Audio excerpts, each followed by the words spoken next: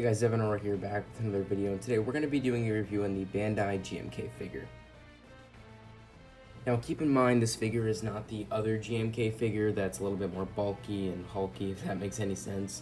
It's not a bootleg or anything, it's just, I think there's two different Bandais to represent the GMK figure. This was the less cheaper one that I was able to afford for this Christmas, because like I said, we're still in the phase of reviewing Christmas figures.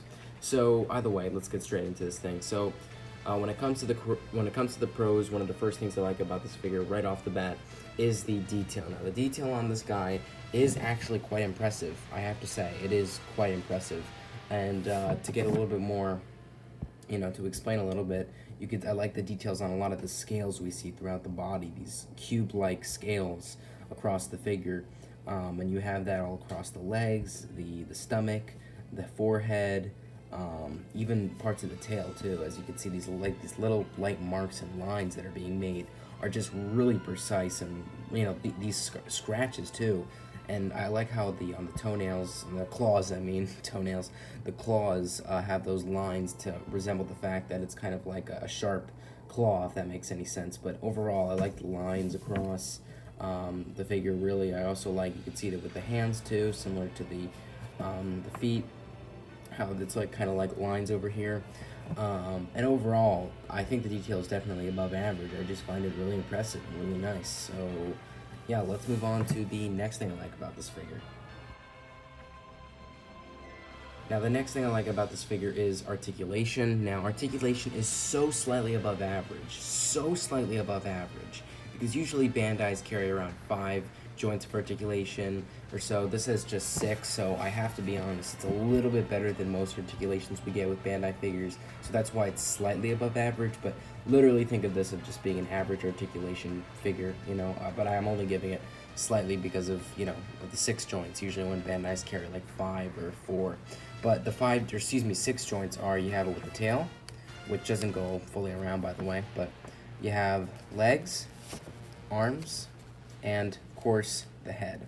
And that's why I think the articulation on this figure is slightly above average, because at least it's not frozen or anything like that, like many other Bandais. So yeah, let's move on to the next thing about this figure. So the next thing about this figure, which is just a solid average, is the paint job. Now the paint job on this figure is a solid average because it really just has 2 or 3 colors that, are just very typical for a Godzilla figure. Nothing really stands out. The black color just resembles it perfectly, I guess. There's nothing really to say about it. The white spikes too.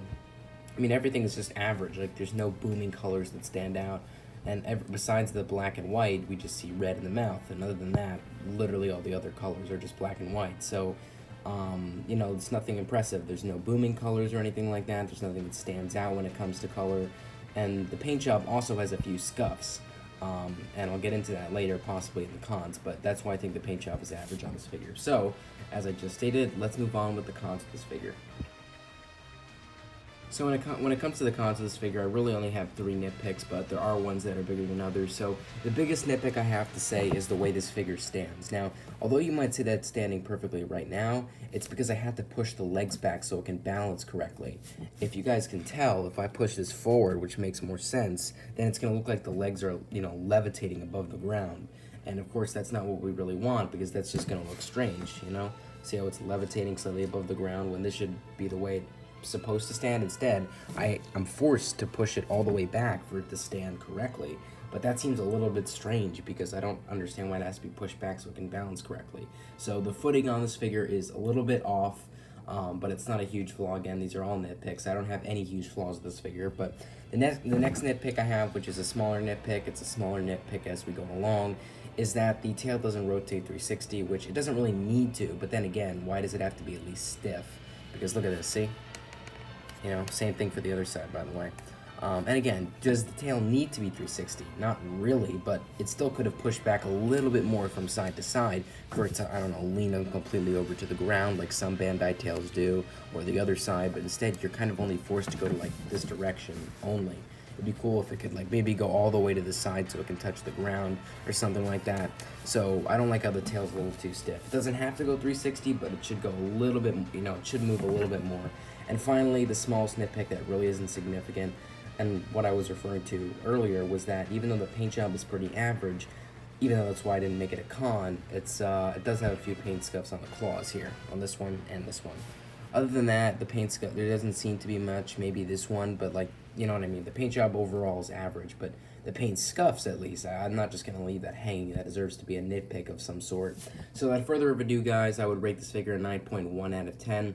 If you're thinking that it's pretty high for this figure, I guess in terms of, you know, how it's being made and, you know, how it's looked at, you could say that it deserves an 8 out of 10, a 7 out of 10, but if you really take down points from all the issues with this figure, I really just come down to a 9.1 out of 10. I can't really treat it any worse. So this is definitely a figure I would recommend, especially because the other GMK Bandai versions are much more expensive, and this is pretty nice. It's pretty good. 9.1 is pretty good for a rate.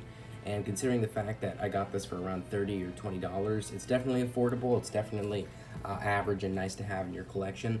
And without further ado, guys, I hope you enjoyed this review. Like, comment, subscribe. See you guys later. Bye-bye.